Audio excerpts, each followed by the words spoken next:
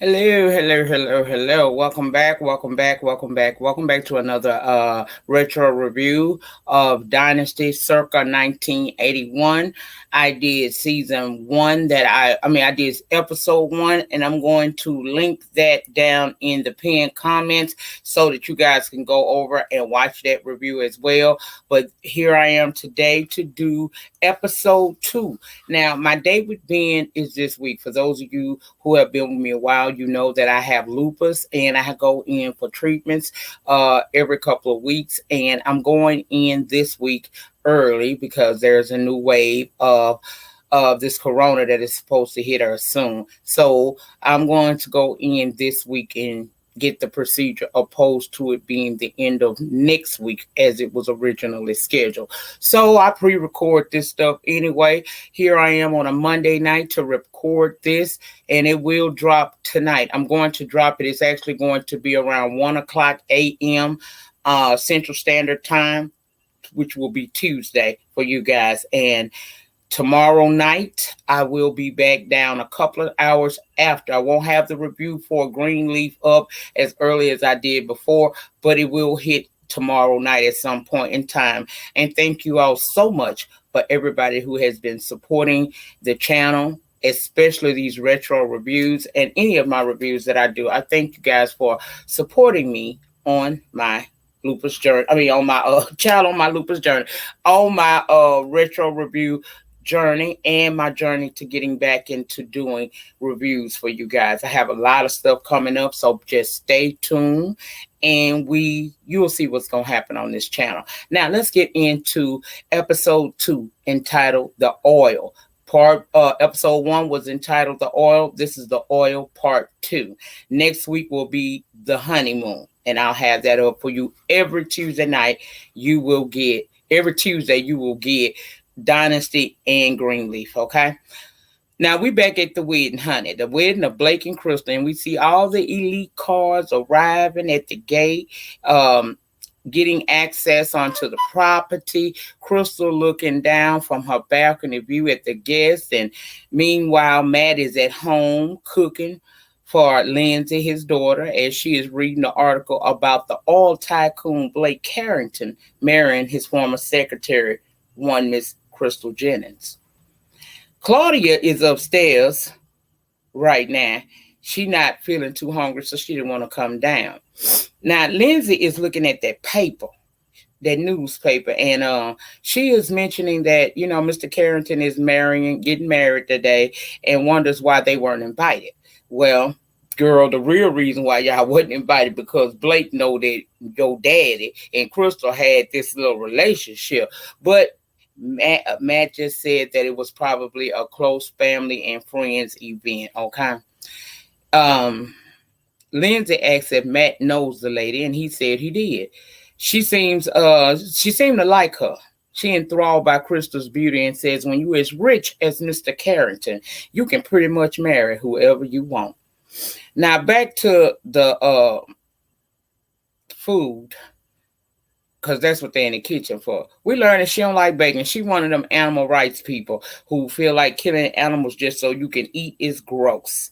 Child Matt is focused on that pic of Crystal at that newspaper and remembering when. He ain't really hearing his daughter. Anyway, upstairs, Claudia is still resting when Matt comes into the room. She admits that she was hoping that he would come back up and get into bed with her, but he claims he's got errands to run. They do a little small talk about being away, her being away for 18 months and what society expects of a man when it comes to situations like that as far as the sexual, will he hold out and wait on his lady love, or will he get him a little dip on the side?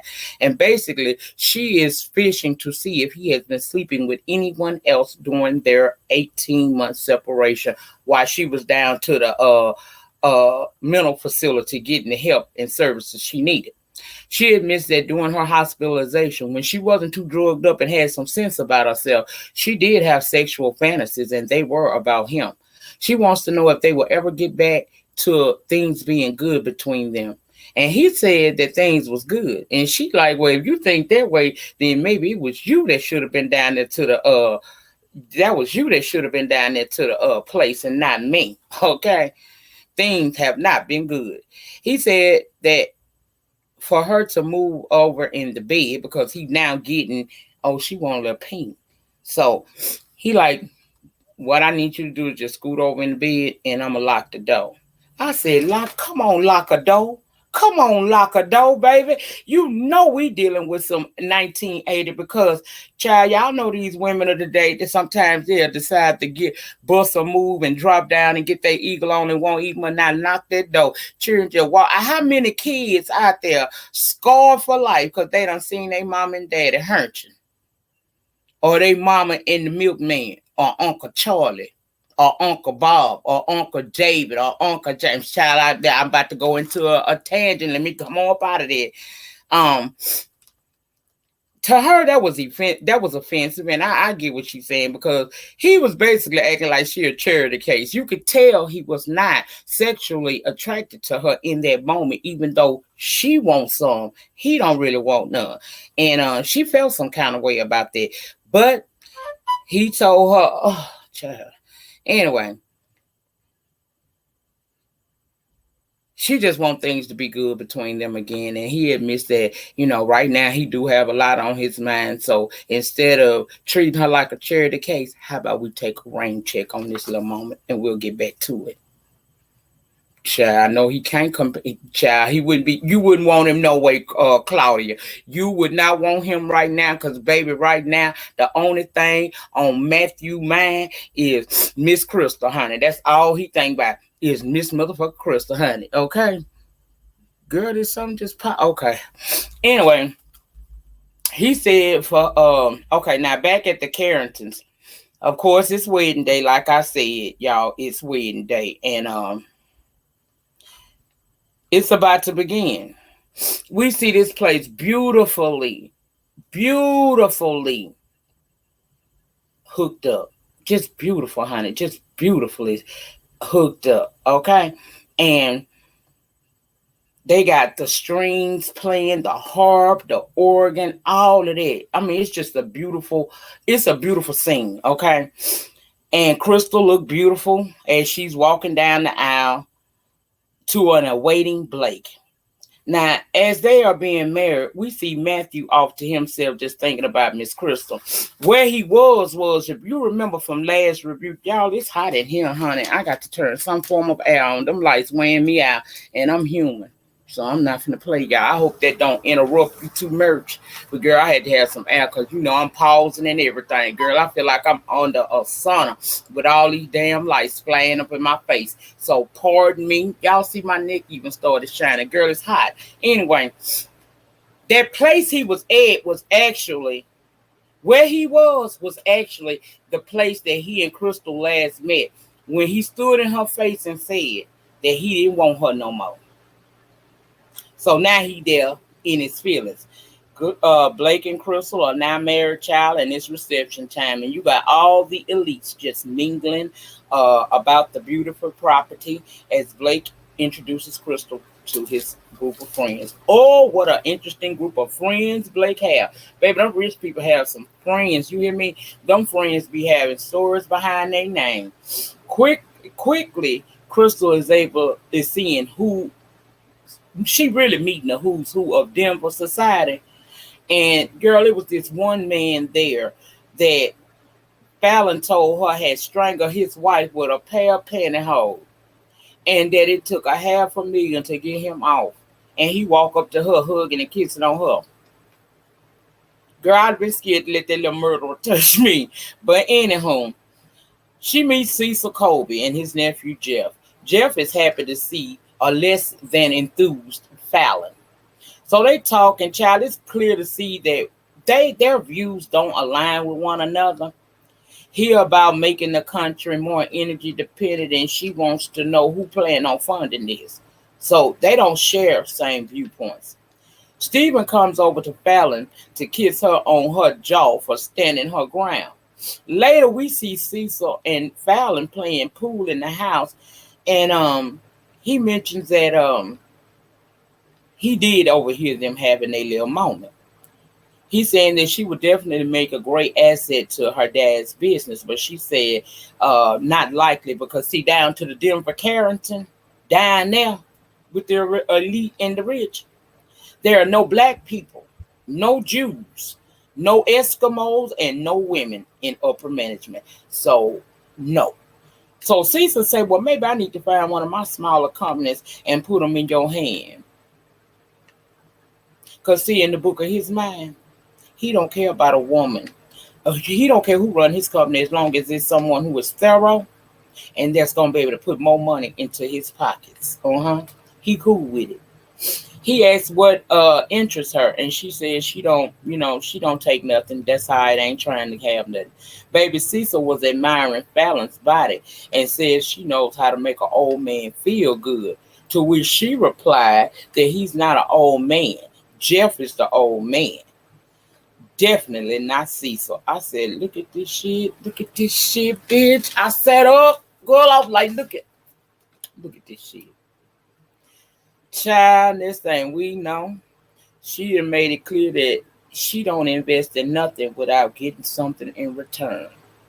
And he offers to take her for a ride with him. You want to go take a ride then, since that's how you feel? Child, she asked why. He said, does he have, why? You got another nephew you want to try to introduce me to? He told her no. So basically, she told him, I tell you what we're going to do. Because see, if we leave now, he's going to have to find a way. He being Jeff, going to have to find a way home. Cecil said, well, child, he can catch a ride or he can call a cab. She said, no, I tell you what, let me go get changed and we'll take my car, meet me outside in 5 minutes. I said, ooh, look at Fallon.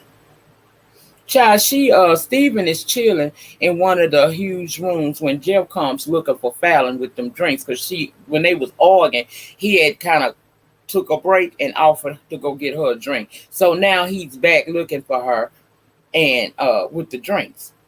Stephen is kind of in a bad mood because y'all remember what his daddy done told him the episode before. It's clear Stephen is a damn homosexual and his daddy ain't feeling it, okay? So he got that in his mind, the fact that he's going to now have to go work at this company that he really don't believe in or won't have no parts of. And he snapped at Jeff, but he apologized for being rude and says that it's misplaced aggression. Jeff said, I understand. And he mentions today his own mother remarried and how he wasn't feeling the new stepdad. Says, but after so long, I just realized, whatever. So he decided to just get along with the stepdad and tell Stephen, cheer up. At least Crystal look better than my stepfather do. Stephen is deep in thought, though. And they discuss now that he's home, will he be going to work for Denver Character, a job he doesn't seem to want. They discuss Oscar Wilde as well. And his saying about work being the curse of the working class. Both agree, man is a genius. But Jeff said, too bad he was homosexual.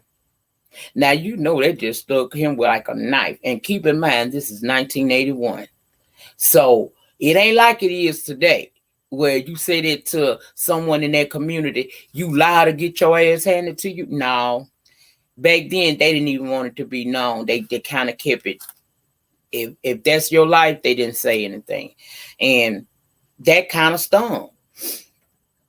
So he gave him a little sarcasm. Well, it's not as bad. It's too bad you can't burn them at the stake no more. Jeff said that was a bit rough, even if it was a joke. Stephen said that despite Jeff being a Republican, he seemed like he a nice guy. Jeff wanted to know, how you know I'm a Republican? Stephen said, because we were both raised in a one-party system. Don't act like you don't know. I might not act like them, but we come from the same cloth. Jeff asked how he would feel about having a Republican brother-in-law. Stephen confused because he doesn't really know Fallon and reminded him, although her aesthetics may be what you want them to be, that mouth is very spicy. It's clear Stephen loves his sister, and he says, you love her. Yeah, I do love my sister. Then why did you have a problem with someone else loving her? Child, we cutting cakes now. It's cutting the wedding cake and being festive. While over at Matthews, the doorbell ringing while Claudia in there trying to fix a dinner. We see her go tell Lindsay, the daughter, to get off the phone because Matthew may be calling in, and if you got the line tied up, he ain't gonna be able to get through. Now, child, did y'all hear that part I just said? I said, did y'all hear her say that she might want to give the phone a rest because Matthew might be trying to call? Child, we went back to the day of house phones with no call waiting. That's what I love about these old shows, baby. They take me back to a simpler time. What? No, baby, we down to house phones with no *67 and no call waiting, no caller ID, just the basic line. And if you hold that line up too long, an important call might be getting a busy signal, and you're gonna mess up. Child, that just took me back. But anyway, child, it was them witnesses down to the door. You know them witnesses, child. They was at the door to solicit your ear and donations. Claudia ain't got time for that. And like I don't when they be showing up here on Saturdays sometime. Now, sometimes I do entertain them and talk to them because, you know, conversation rule the nation. But Claudia told them she ain't got time for that right now. They said, well, aren't you worried about going to hell? She said, no, because I already been there and closed that door, had them looking like, what? That was the white women version of when like on Friday when them Jehovah's Witnesses woke Craig up and he slammed that door and they call him a half-dead motherfucker. I could just imagine them women standing there when that door closed on them. The look on their face was like, you hell-bound motherfucker. Girl, that was funny. Now, anyway, back to the kitchen. She back to the kitchen to clear dishes when Lindsay comes in and says, I said I would do it. Claudia said, but that was an hour ago. So did y'all hear her say yes, ma'am, to her mama? Let's go back down memory lane. How many times in 2020 can you say, unless you raised old school, that you hear young people saying a yes, ma'am, or no, sir, or yes, sir, no, ma'am, yes, ma'am? Girl, you got to pull teeth and punch a hole to get them kids to say that stuff. These young people nowadays, unless they was raised right and they do that. Now, mine, if you ever see mine anywhere and they don't say yes, ma'am, or yes, sir, you let me know. Okay, because that's what I came from. And it was so refreshing to go back in time and see a show where an incident has occurred between a parent and a child, and the child ain't bucking, up at the child being at the mama or the daddy being disrespectful. That little girl said, yes, ma'am. I said, girl, I really love that. That took me back to my childhood. Because, see, that's kind of how we was raised in. You ain't get no mouth with your parent. And it was good to see that. Claudia tells her, yes, she's been away, but no need to walk on eggshells around her because she's not porcelain. She's not going to break. And it's okay for them to be close again. Then she realized whatever there was that was in that stove that she was cooking was burning. So she go to take care of that while Lindsay gathers up the used dishes from the morning, earlier that morning that her and her daddy had. And as she's trying to take them to the sink, she drops them. Now, Claudia already sexually frustrated. She worried about the state of her marriage. She wanted her daughter to stop acting like every little thing gonna make her mama go off again. She a frustrated person. So when she dropped the dishes, Claudia asked why not to make 2 trips opposed to 1. The girl said, yes, ma'am, again. And Claudia snapped at her and said, stop calling me ma'am, I'm your mother. Child, poor Lindsay got upset and ran to her room in tears. Claudia is still battling mental illness, plus a disconnect from her husband. She's sexually frustrated, and trust me, that shit'll make you snap. Claudia then goes to see Lindsay, who is crying and all upset, and she apologized for snapping and admits she's trying. She really trying. Now, let's go back over to the characters because Fallon is getting dressed when she hears something in her bathroom. Child, she go check it's Michael, the damn driver, the chauffeur boy, done got in her tub with some bubble bath and a bottle of champagne waiting for her to join. She tells him that she going out and when I come back, don't be here. Then he said, I wonder what Blake would say if he knew how close you and I have gotten.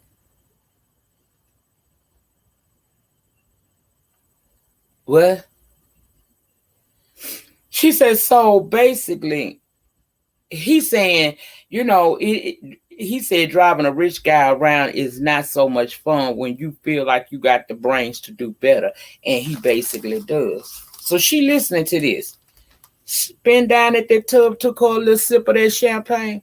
And she said, so you feel like maybe I should give you a safekeeping allowance or something like that. That's exactly what he want. He was basically blackmailing her. Look, if you don't want your daddy to find out about the nasty freaking things we do when we tip and dip out in the garage in the vintage cars that he got out there, then you might want to act right. Baby, she pushed his head down up under that water. And y'all know from last episode we learned she a tomboy, so she got a little strength about herself. Baby, she was holding his head down. He was trying his best to break hold, but she was steady holding that head down. Then finally she, not him, allowed him to come up, and she warned him, come at me with that mess again and I'll spill my own tea to my daddy and he'll have you killed. And walked off. Play with me if you wanna. She put his driver hat back on his head and told him, now be a dear and bring my car around to me. I said, oh, she just sunned the shit out this piece of dick she was just riding the other week. She done sunned him, y'all. Anyway, downstairs, it's time for Crystal to throw her bouquet. And when she did, Fallon caught it, dropped it, picked it back up, and tossed it to Steven, who looked embarrassed because the crowd is now laughing.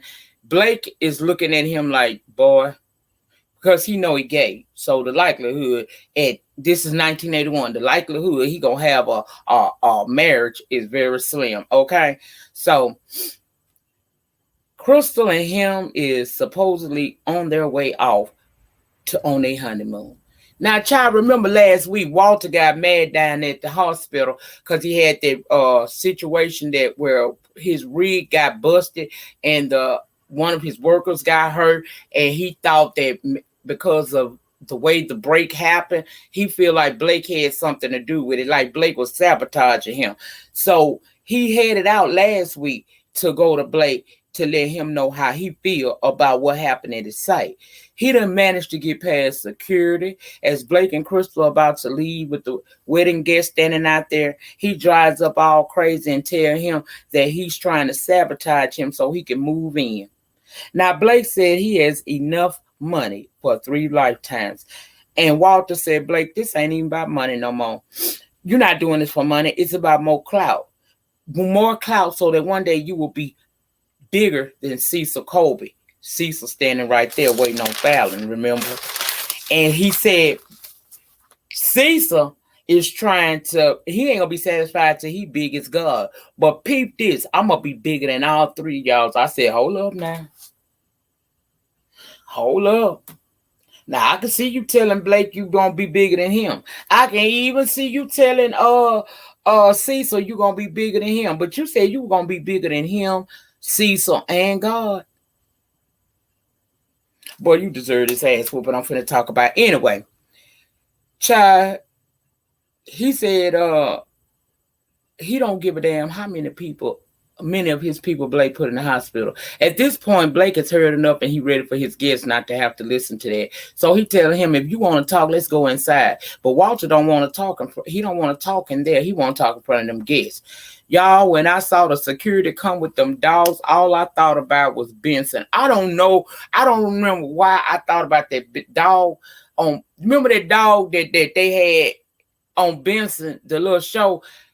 Child, I started thinking about that. And there's another show with them damn dogs. I was just thinking about all those old shows where the big rich people always had this massive security system, but they always had them damn dogs. Child, I was screaming. Baby, Walter was warned that if Blake comes near him or his place, things gonna get serious. And that's when they let the dogs loose, who knocked poor little Walter to the ground and started gnawing on his ass. I said, child, those dogs was eating him up in front of the guests, who seemed horrified in what they were seeing, as well as Crystal, who is shocked because she ain't never seen this side. Blake orders everybody back inside to enjoy the wedding reception, tells Michael to take that lunatic somewhere privately so he can come there and talk to him. And in the melee of everything that was going on, Jeff notices that Cecil and Fallon has left the building together. Stephen watched as well. Stephen then goes inside and calls Matt's house. Claudia answered as Matt was pulling up in the yard. She go to get him, telling him that Stephen Carrington was on the line. Matthew answered and Stephen said, "You did a solid for me, so I'm going to do one for you." And lets him know that Walter came up there with a gun accusing Blake of messing around with his rig and stuff. She tells Claudia that as well because she's standing there wanting to know. Stephen said he afraid somebody will be hurt if he don't come and get him. So he agreed and Claudia urges him to go handle that, go get him. So he notices the dishes on the floor. And Claudia took the blame and said as much as she done worked at a restaurant for a month, she don't know how she was so clumsy. But said she okay.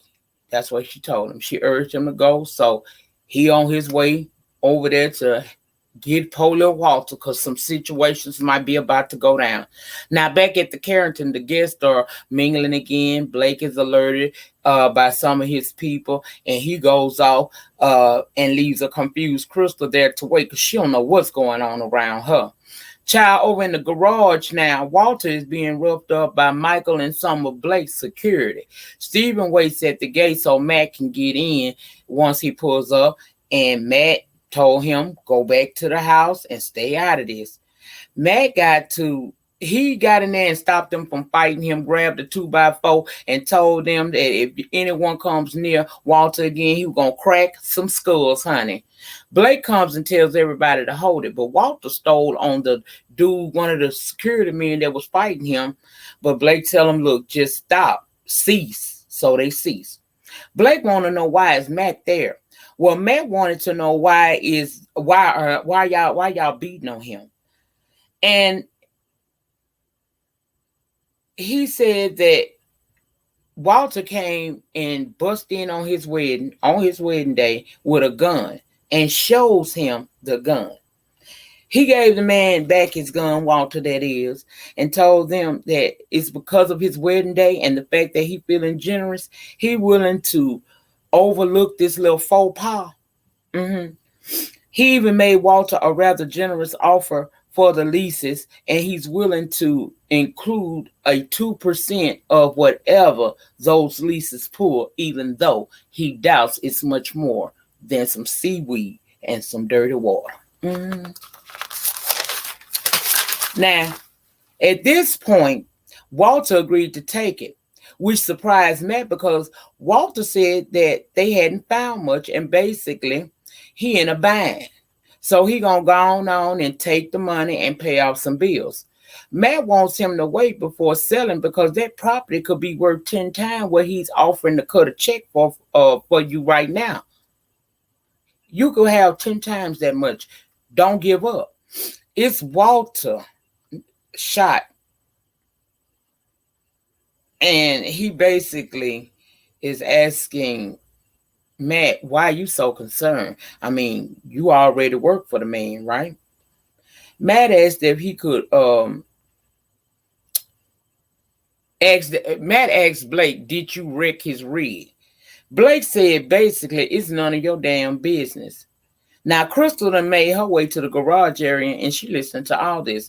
Blake told Matt, your job is to dig where I tell you to dig, and that's all.